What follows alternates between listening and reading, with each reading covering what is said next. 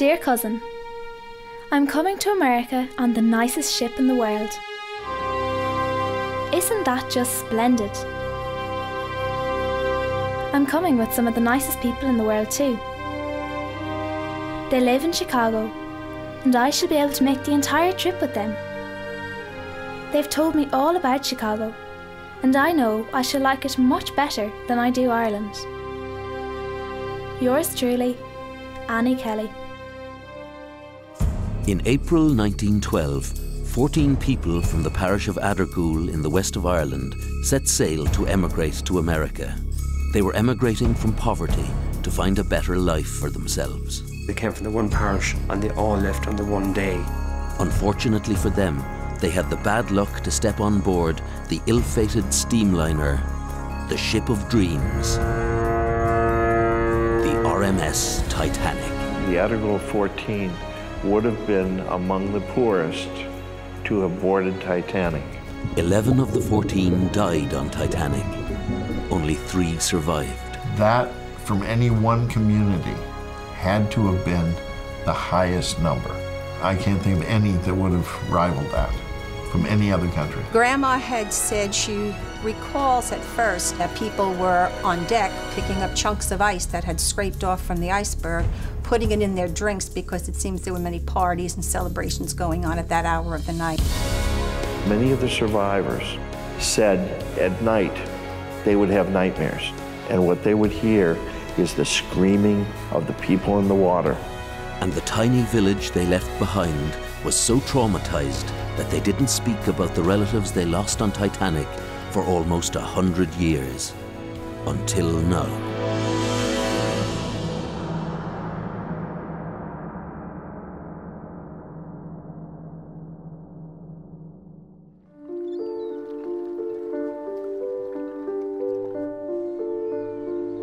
Addergoole is a small townland in North County Mayo on the west coast of Ireland.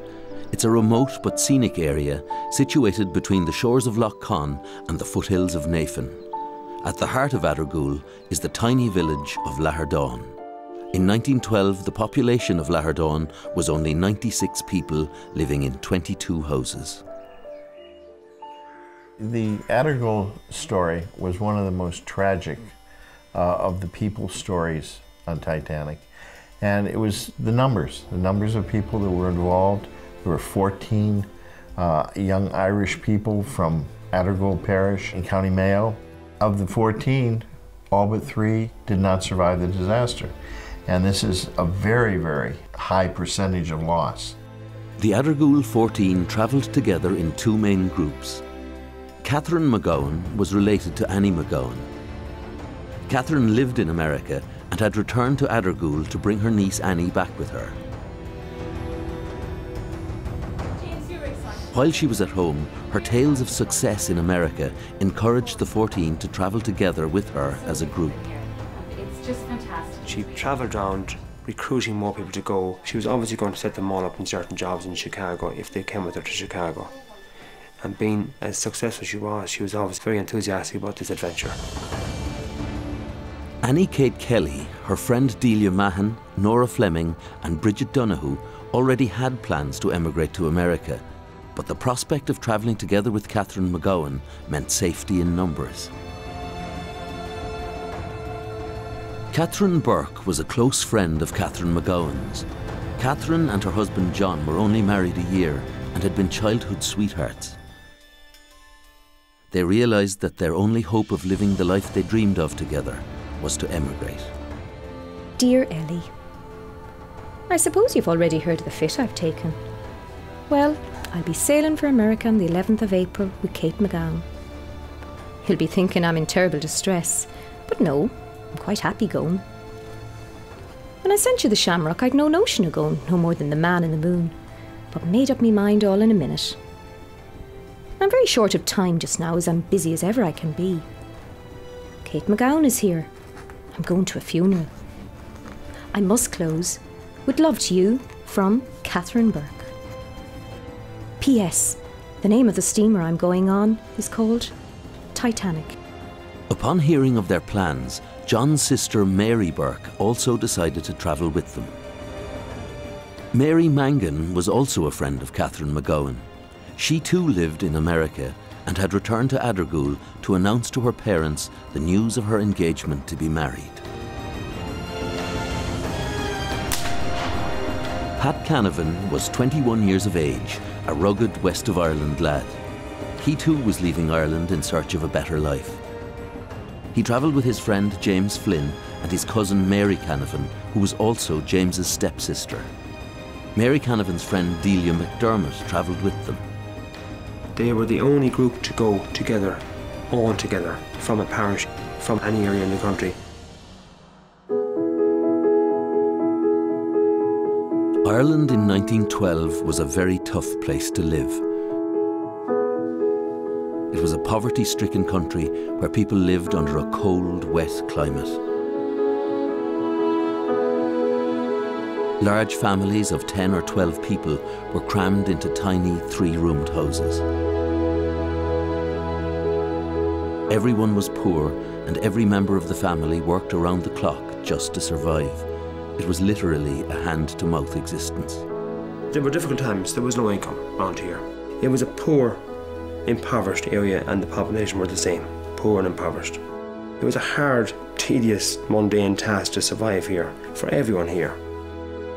Because life was so tough, communities were very close-knit and they depended on each other completely to survive. Everybody knew each other well. Whole communities worked together to save the hay or bring in the turf. It was this closeness that brought relief to the hard lives they lived. They had no money. They just didn't have money. They had barter, and they were self-sufficient to the point of view of having a few cows and growing some wheat and some vegetables. Not an awful lot though. And that's how critical things were. They lived in humble houses. They were really grim, old, damp cottages. They were cold. Because they weren't very well off and they weren't very well fed, and nutrition was very poor, they died in their 40s, 50s, 60s of old age in those days. Or they died of consumption, TB, which was rampant amongst communities at the time. Cold, damp houses, turf fires, heavy smoke. It was a huge environment for tuberculosis, and they had TB without knowing it. One small hitch, such as a wet summer, a bad harvest, or an illness, could literally ruin a family. Because of this, emigration was rife. Oh yeah, like emigration was rampant, I suppose, that time. It was from every townland they were leaving. There was no work for them here, or no prospects of work for them here at that time. Between 1850 and 1912, over 4 million people had emigrated Ireland, a huge figure considering the population was only 8 million. Nearly every family in Ireland had a relative abroad.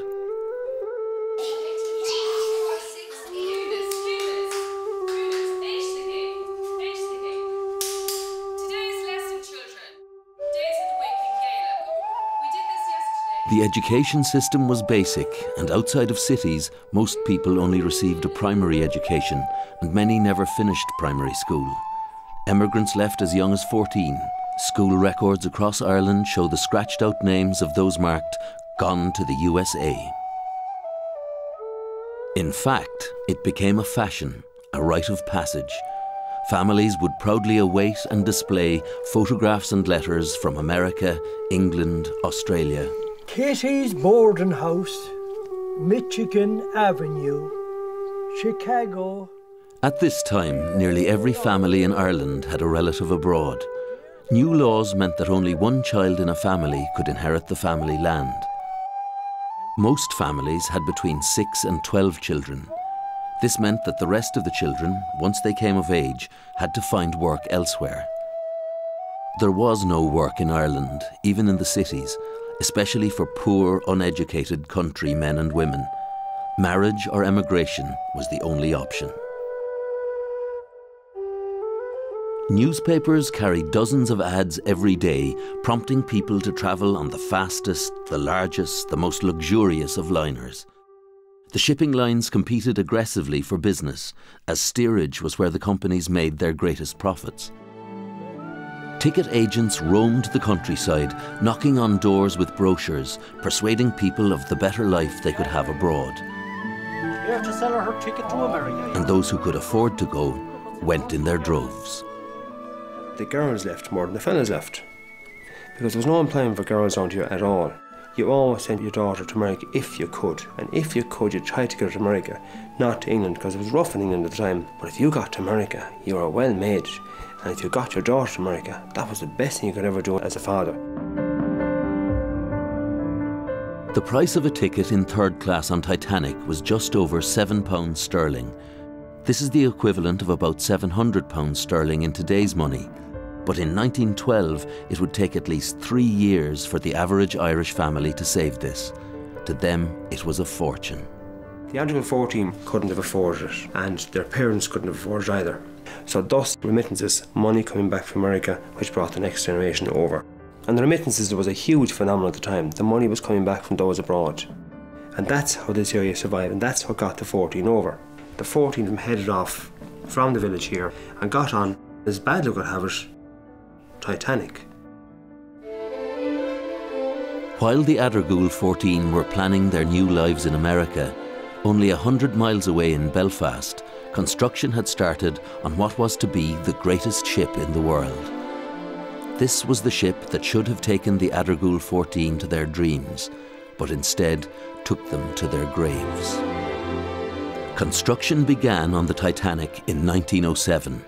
It took 3 years to build. At the time, it revolutionised sea travel, as it was the largest, fastest and most luxurious ocean-going steamliner ever built. It was the first ship that was guaranteed unsinkable. Titanic cost £1.5 million sterling to build. In today's money, that's £400 million. Harland and Wolff employed 15,000 people during this period. With such a massive weekly payroll, the Harland and Wolff shipyard in Belfast became the biggest private employer in Ireland at that time.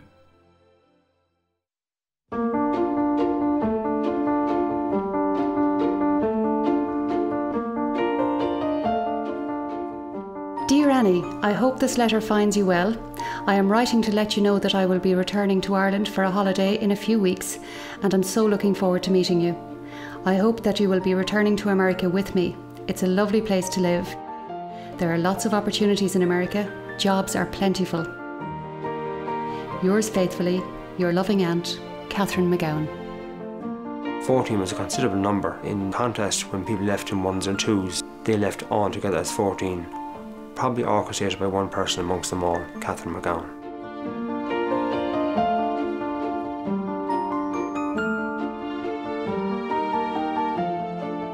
Catherine was the perfect example of a successful emigrant. She had made it big in Chicago, having set up a boarding house providing room and board to the newly arrived Chicago immigrants. She was a rich entrepreneur and had returned to Ireland to escort her niece Annie to Chicago. Dear Auntie, I'm really looking forward to going to America. I'm very glad that you are coming to collect me. I'm looking forward to the opportunities ahead of me, and hopefully, with your help, I'll be able to find some work. Yours, Annie McGowan. When she returned to Addergoole, she returned a very different lady from the girl who had emigrated 22 years previously. Catherine was now a wealthy woman and returned dressed in finery and loaded with money and tales of the opportunities and riches that could be found in Chicago. Catherine knew all of the 14 and actively persuaded them to travel together with her to America. She told them stories of broad streets, jobs aplenty, and lives beyond their wildest dreams. One by one, she persuaded them all to travel together at the same time on the same ship. I'm related to Annie McGowan. When Annie finished school, she was in contact with her aunt, Catherine McGowan. The 14 would be very much excited because they all had the same expectations as Catherine McGowan told them about. They probably thought that they could attain the same status as Catherine McGowan by going to America.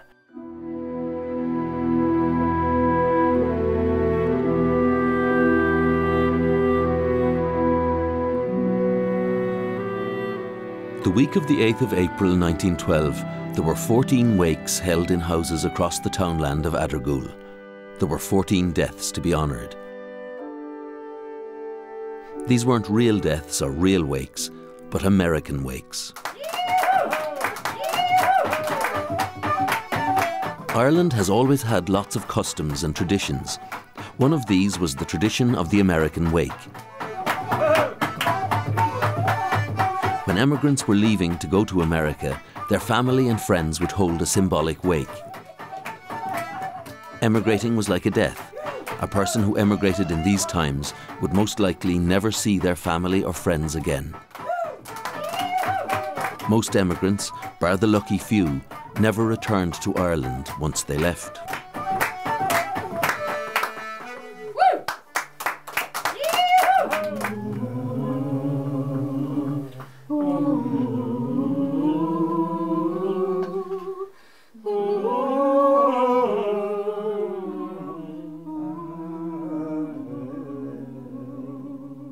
These were very emotional affairs and bittersweet, very sad for the family of a person leaving and for the person themselves, but also the prospects of a better life were exciting.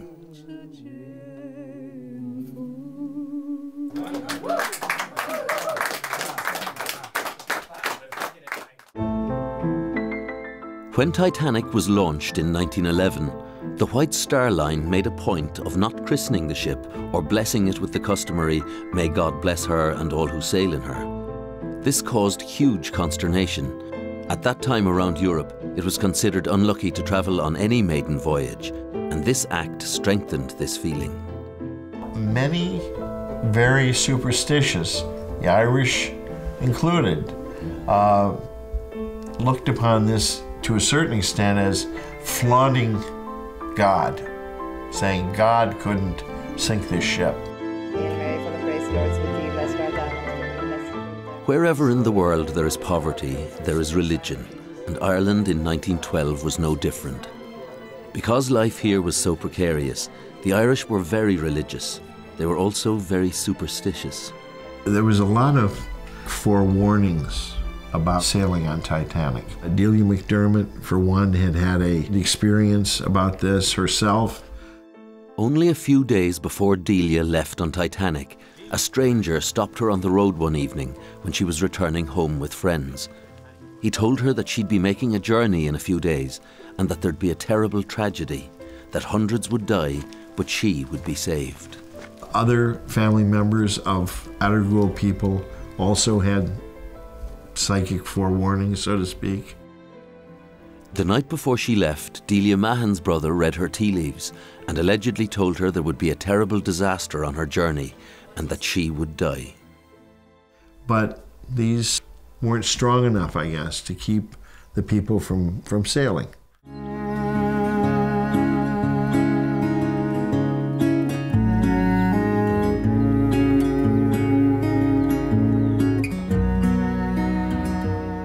The day before the Addergoole 14 left Ireland, they spent their final hours preparing, packing, and with family. Mary Mangan spent this time with her parents before going back to America to get married and start a new life. Catherine and John Burke were also preparing for a new life. They were expecting their first baby, which would be born in America. They were full of plans and hope for their new life and family.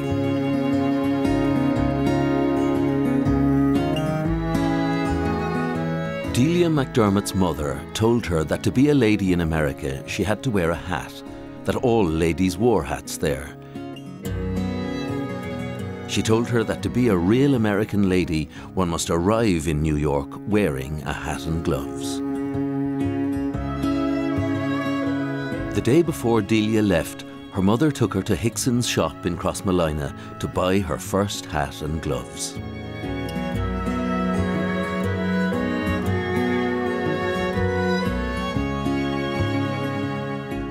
Bridget O'Donoghue worked in the local shop. The day before she left, the 3-year-old daughter of the shop owner asked Bridget to send her back a ring from New York. To get the sizing right, Bridget measured the little girl's finger with a piece of string.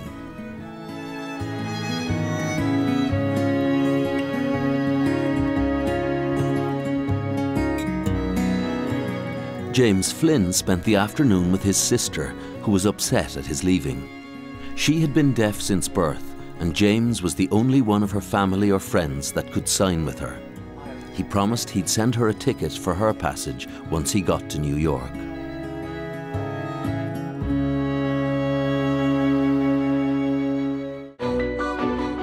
When Titanic was launched and in the water, she had the most expensive fitting out of any ship. The facilities were state-of-the-art.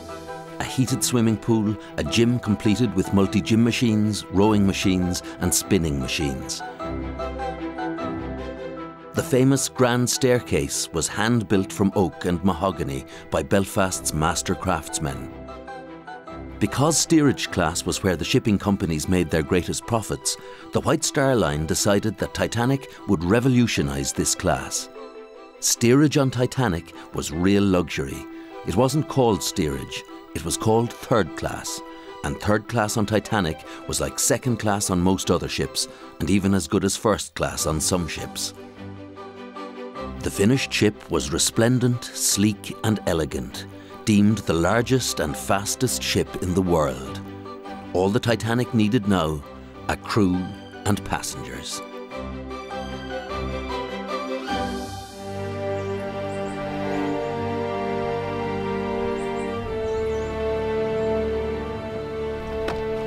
On the morning of April 10th, 1912, the Addergoole 14 made their way to Castlebar train station.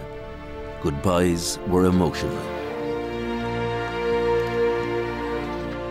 They faced a 14-hour journey to County Cork to meet Titanic, which was now preparing to leave Southampton, England.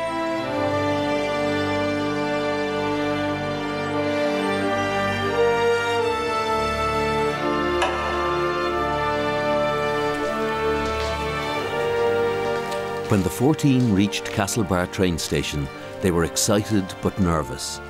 This was final, and they were now leaving home. 14 tickets to Queenstown.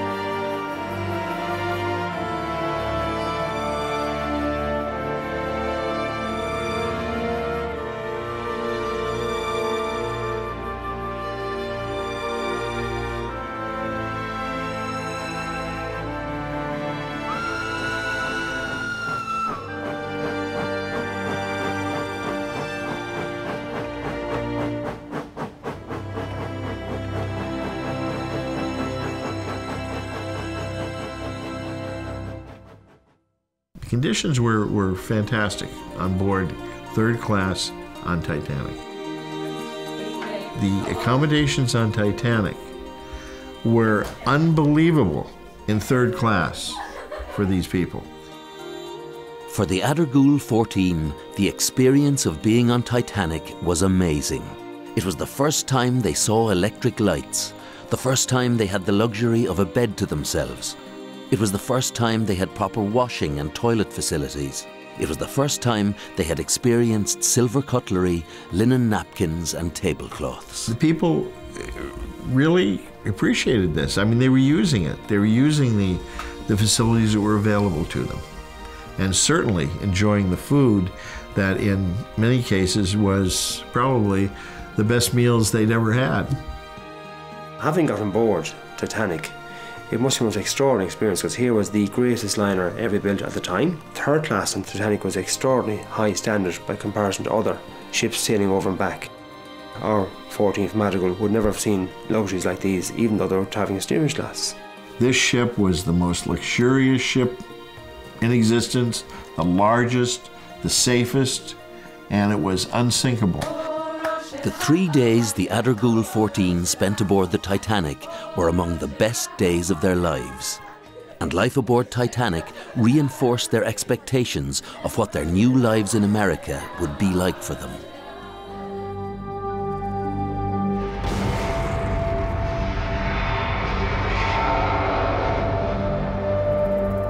Annie Kate Kelly was my aunt. She was in bed when somebody woke her up and said the Titanic is sinking. She thought they were teasing her. But then somebody else came and they said, oh yeah, you've got to get out.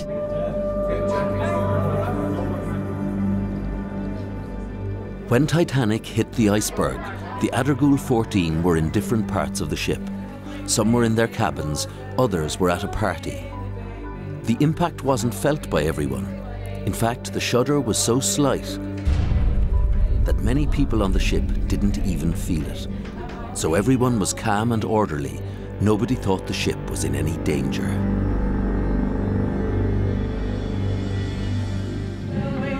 Grandma had said she recalls at first that people were on deck picking up chunks of ice that had scraped off from the iceberg, putting it in their drinks because it seems there were many parties and celebrations going on at that hour of the night. And most likely she probably considered there was no danger. Up until the disaster itself, these people were having a great time. They were having fun. They were doing things together. They were singing. They were dancing. When the Titanic hit the iceberg, this was 20 minutes to 12. Nora Fleming was celebrating her birthday, and she was singing on this fateful day. The stewards had told the Addergoole 14 that there was nothing to worry about, that they were to stay in steerage and above all, stay calm. They were told that they would receive further instruction as soon as possible. Nora Fleming kept singing to help the situation and to help keep people at ease.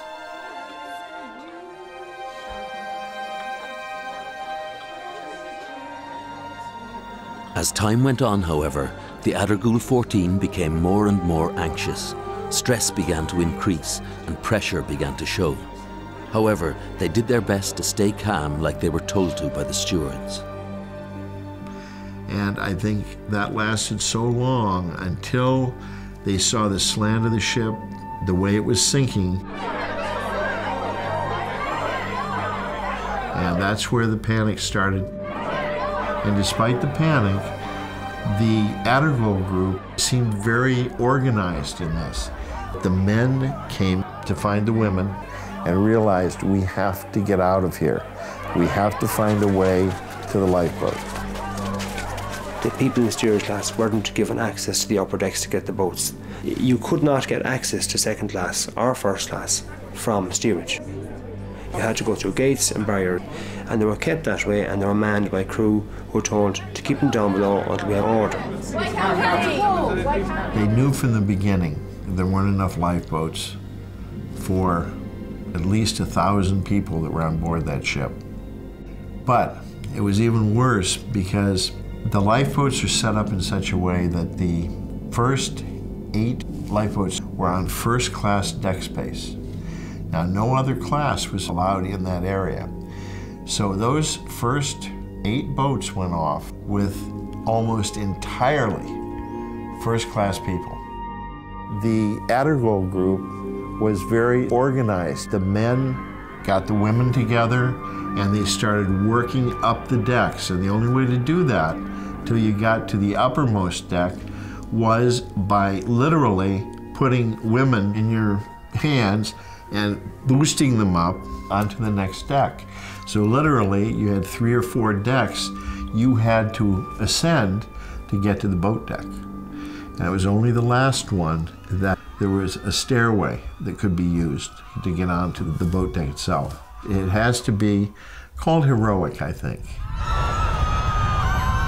When the Addergoole group got to the lifeboat decks, there were only 3 lifeboats left. In the panic, the group lost each other in the crowd. Catherine and Mary Burke each got a place on a lifeboat, but when John Burke was refused access, both Catherine and Mary got out of the lifeboat to stay with him. Annie Kate Kelly was put on a lifeboat in their place.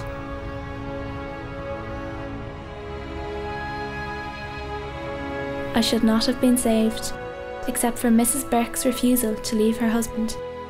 I looked up and saw my cousin watching, holding in his hands his rosary beads, which he raised to bless me. He was among the many that went down with the ship. On the other side of Titanic, Delia McDermott had got on a lifeboat. Then the most extraordinary thing happened. She realised she had left her hat behind her. She got off the lifeboat and returned back into steerage of Titanic to get her hat. When she got back on deck, all the lifeboats had gone. She then lowered herself down a rope and jumped 15 feet into the last lifeboat that was being lowered away.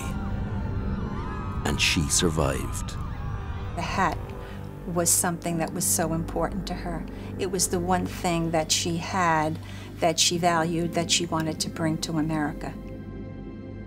I'm sure she thought, I won't be able to afford another one like that when I get to America, and I cannot chance it. So I'll take the chance and I'll go back and see if I can get it, and most likely not realizing the dangerous situation that she was in. On another part of the ship, Annie McGowan also managed to get a place on a lifeboat. I'm related to Annie McGowan. She remembered being grabbed, get in the lifeboat, and she was scared because she didn't know what was happening with her aunt. And she remembered hearing husbands and wives not wanting to be separated, screaming. She remembered when she was in the lifeboat that a man tried to get in the boat and said, if you don't let me in, I'm going to tip over the whole boat. So they let him in the lifeboat.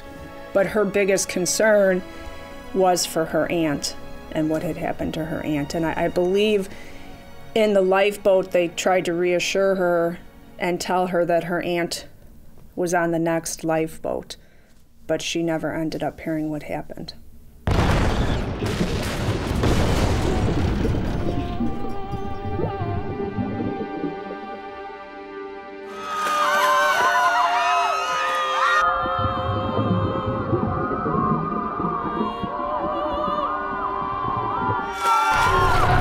All of a sudden, she said it just busted in half, and she thought a boiler had broke, and that's what caused it, and that's when she said you really heard a lot of screaming.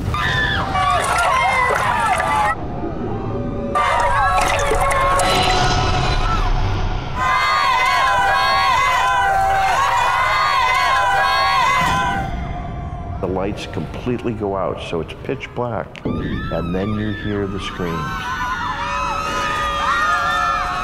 That's when the screaming started. It was terrible. The salt water and the wind made my eyes bleed.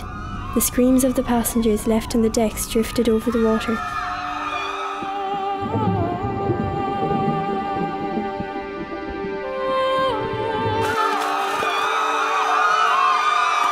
It was horrible. Horrible noise, horrendous noise, unforgettable noise, and unforgettable cries and appeals and people who were drowning. Those who actually entered the water, when you land in the water, the temperature was 0 to 1 degree. Most wouldn't be able to swim for a start. If they wore a life jacket, you can't swim with the life jacket on you. You float like a cork. The more you struggle, the worse it becomes for you, because you use up all your energy and you get cold rapidly. You last about 14-15 minutes and then you slip into unconsciousness. And you're dead within about 20 minutes. Very few people that ended up in the water were survivors. We're talking about maybe 24 at most. And the reason being, the water was so cold. People did not die by drowning, as many people think. Most of them had life belts on. They were above the level of the water, and the water was pretty clear that night, pretty calm. The water was so cold, they died of hypothermia, and died probably within 10 or 15 minutes at most of the time they went in the water.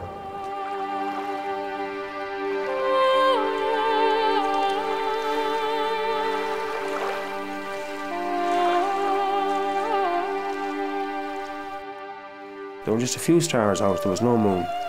So they drowned in the darkness, which is worse again. So it was a horrible end for all the 1,500 who drowned.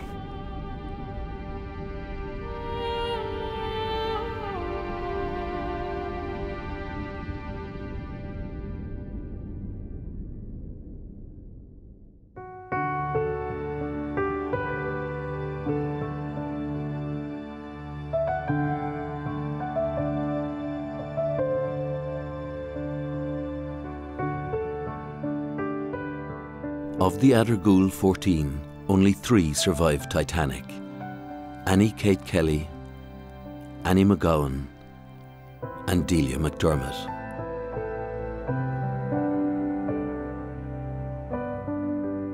On arrival in New York, they were taken to St. Vincent's Hospital, where they remained for 2 weeks. All 3 were badly traumatized and very weak. Most of them got very good treatment from the hospital staff. They were kind of special people because of what had happened to them. But that wasn't necessarily true of the representatives of the White Star Line. Annie Kate Kelly was my great aunt. The doctor was quoted as saying he didn't think she would survive. Every time she closed her eyes, she would relive the tragedy all over again. She couldn't eat, she couldn't drink. She was just distraught, which was a real contrast from the way I knew her. I knew her as a very, forthright kind of person, very witty, and with tremendous strength of character. My mother was very, very stressed out, and according to her 2 aunts, they couldn't even talk about the incident at all, that she was very, very sick. Delia McDermott was my grandmother. She came on the Titanic with 2 girlfriends, and both of them perished. She was so traumatized by the sinking of the Titanic that anything that would remind her of it would cause her a lot of anguish. As these people were recovering at St. Vincent's Hospital, the White Star Line representatives very definitely took advantage of these people when they were ill, when they were not thinking properly, when they were in hysterics, and would go into the rooms and have them sign papers. And the papers basically said they would settle with the White Star Line for $25. No matter how much they had lost on board, no matter what kind of injuries they had had. In other words, they were signing off everything to the White Star Line that they could have sued for later for $25. Annie, from the White Star Line. We needed to sign this. It's for your ticket to Chicago.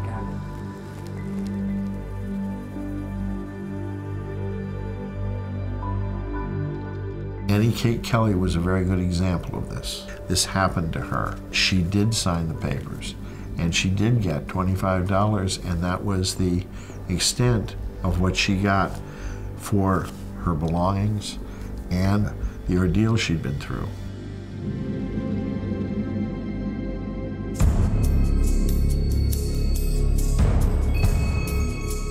Mary Mangan did not survive the Titanic. Her body was discovered on April 22nd. It was the 61st body to be retrieved from the water, and it was easily identified because of the jewellery that had been found in her effects. In particular, there was a gold watch with her picture inside, and her name was engraved inside M. Mangan, and also engraved on the outside M. Mangan.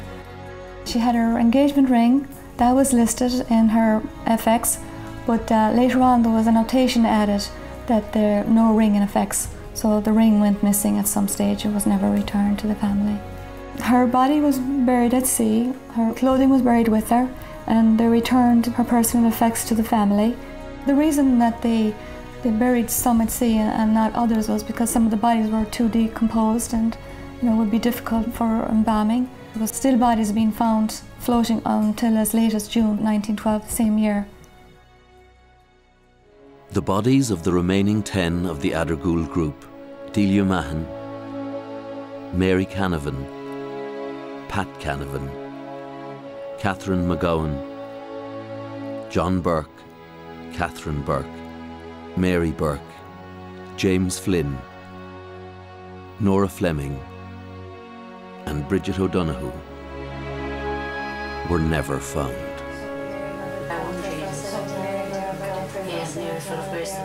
They didn't know in Lahadon for a whole week what had happened. They got wind after 5 days, but the information was inaccurate for a start, and it was exaggerated, and then they couldn't give you the proper story. No one knew who drowned and who survived. And then eventually the authorities had the names and numbers in New York. So it would have taken maybe 8-9 days for the news to come back to a household that their son, their daughter had not made it to America. When the news came, the pain was insufferable and they could do nothing about it. They had no body, they had no grave to go to. And it's very well described what happened. Pictures being put of the people on the beds.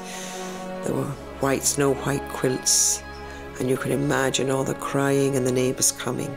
And the pain was always there. They went with that pain. They died with that pain. The important thing was to make a new life and get on with it, which they all did.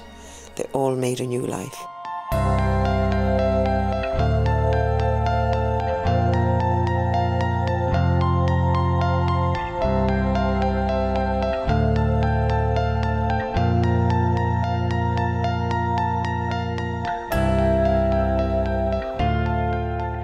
Graham, Mom and Dad.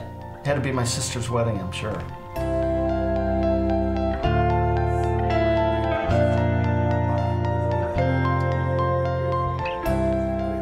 Here, Anne McGowan, baptized on July 9th, 1897, date of birth July 5th. However, remember the stories that she used to tell? Born at the stroke of midnight, so we got to celebrate her birthday on July 4th. She's the only person born between the 4th and the 5th. What that means, I never could. That's the truth. Annie McGowan was my grandmother. There's close to 100 of us that would not be here if she had not survived the Titanic. Annie McGowan was my mother.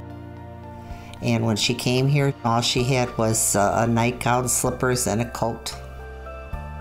She was sick for quite a while, and they were afraid that she would lose her mind if it was constantly brought up. And then, of course, her aunt had died on the ship. But once she started going on with her life and she got over the initial shock of the experience, I mean, I don't think you ever really get over it, but she led a normal life. And then she went to secretarial school and she got a job. And shortly after that, she met my dad and they got married. She had 3 girls. My sister Fran, my sister Jackie, and myself. My mother was a very strong lady, a very feisty, determined person. When she made up her mind to do something, she did it. Nothing was going to get in her way. She was going to get it done. She didn't like something, she told you. I discovered her newspapers in a drawer when I was a teenager. She had the original newspapers about the sinking of the Titanic in the drawer. And she never ever talked about it prior to that. And I asked my mother about it, and she said, just put that away and never mind, don't talk about it. And the next I heard was just before I got married, and we discovered that this was true. She was really on the Titanic, but she still would not talk about it. Growing up, she was terrified of the water. My mother never went in the water, ever. Never wanted us to go in the water either.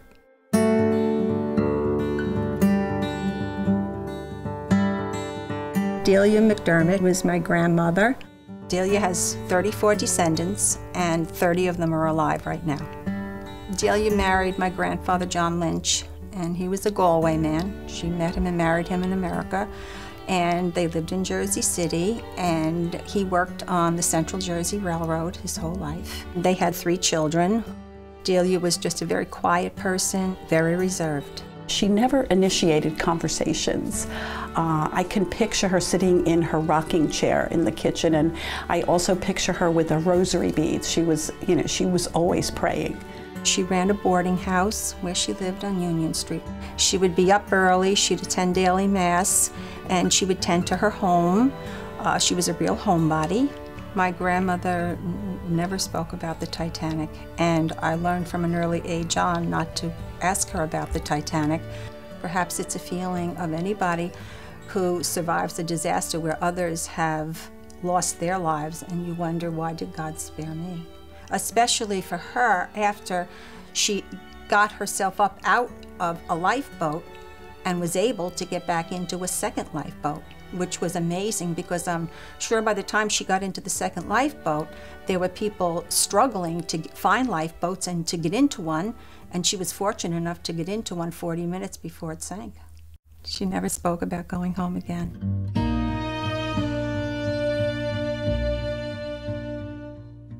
Annie Kate Kelly lived with her sisters. I think she was there for a time before she was able to pull herself together and you know, get out and get a job, you know. I probably saw her very regularly once I came here. Annie Kate Kelly lived and worked in Chicago as a milliner for 9 years. Then, as a direct result of her experiences on Titanic, she completely changed the direction of her life. Annie Kate Kelly always questioned why she was saved when so many others, wealthier, better equipped in life, didn't survive. And she always felt a calling and ended up giving her life to the Lord and became a nun and was a teaching nun for most of her life. Sister Patrick Joseph, she took my father's name. He was Patrick Joseph also. She said, well, I decided if I wanted to make a life for myself, I had to put the Titanic behind me and move on. She taught in many of the grammar schools in the Chicago area. She was a very straight-laced lady, very fond of family and very into her students. A lot of young people actually kept in touch with her, those whom she had taught until she died.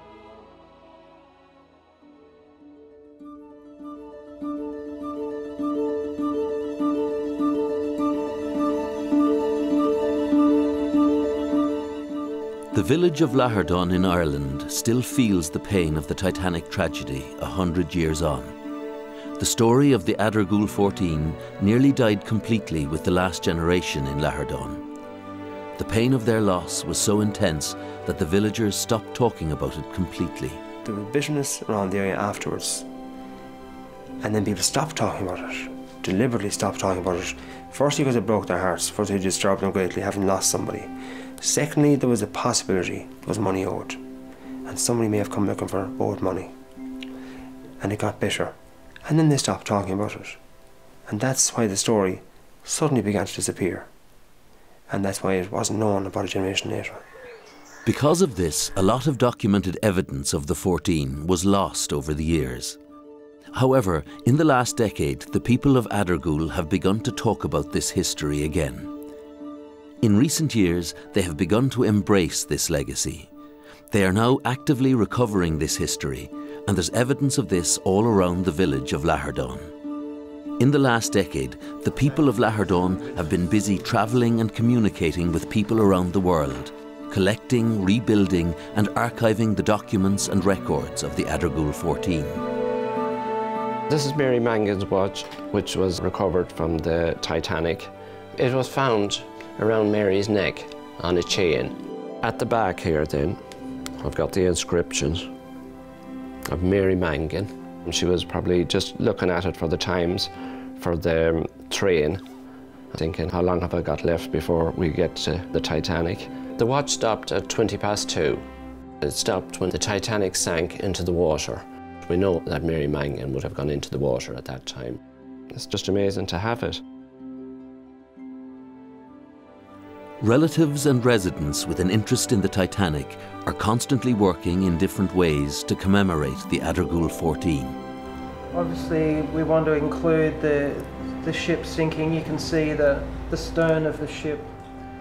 But the most intriguing of all Lahardon's commemorations takes place here every April.